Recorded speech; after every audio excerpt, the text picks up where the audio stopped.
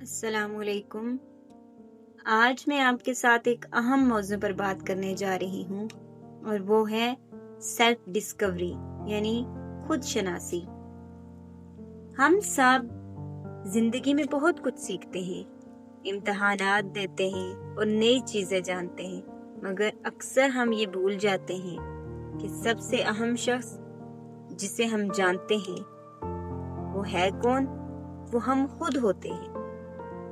خود شناسی کا مطلب ہے اپنی اصل پہچان جاننا۔ میں کون ہوں؟ میری صلاحیتیں کیا ہیں؟ میری کمزوریاں کیا ہیں؟ اور میری زندگی کا مقصد کیا ہے؟ خود شناسی کیوں ضروری ہے؟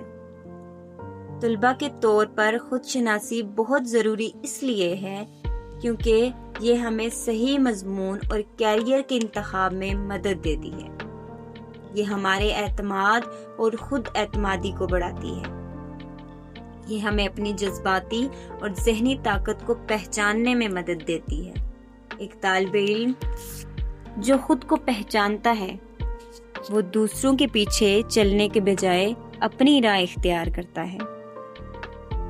خود کو نہ پہچاننے کی وجوہات۔ اکثر لوگ خود کو پہچان نہیں پاتے کیونکہ وہ دوسروں کی رائے پر زیادہ توجہ دیتے ہیں، معاشرتی توقعات کے مطابق اپنی زندگی گزارتے ہیں، وہ ناکامی کا خوف محسوس کرتے ہیں، خود سے سوال کرنے کی عادت ہی نہیں ہوتی۔ اب سیلف ڈسکوری کا سفر شروع کیسے کیا جائے؟ یہ سفر ایک سادہ مگر طاقتور سوال سے شروع ہوتا ہے۔ میں ہوں کون اور میری زندگی کا مقصد کیا ہے؟ یہ وہ سوال ہے جس سے سیلف ڈسکوری شروع ہوتی ہے۔ یہ سوال ہمیں اپنے اندر جھانکنے اور اپنی زندگی کی سمت کو سمجھنے پر مجبور کرتا ہے۔ خود شناسی کے اب مراحل کیا ہوتے ہیں؟ خود شناسی کا پہلا مرحلہ ہے سیلف ریفلیکشن، اپنے اعتماد اور اپنے آپ پر بھروسہ کرنا، اپنے اعمال اور فیصلوں کا جائزہ لینا۔ میں کس بات پر خوش ہوں؟ مجھے کس چیز سے تکلیف ہوتی ہے؟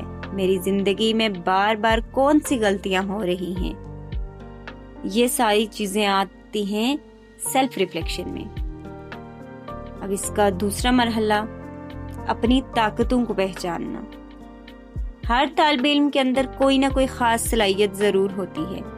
کوئی اچھا لکھتا ہے تو کوئی اچھی قیادت کرتا ہے، کوئی دوسروں کی مدد کرنے میں ماہر ہوتا ہے۔ یہ سب صلاحیتیں ان کے اندر چھپی ہوتی ہیں۔ مرحلہ 3، کمزوریوں کو قبول کرنا۔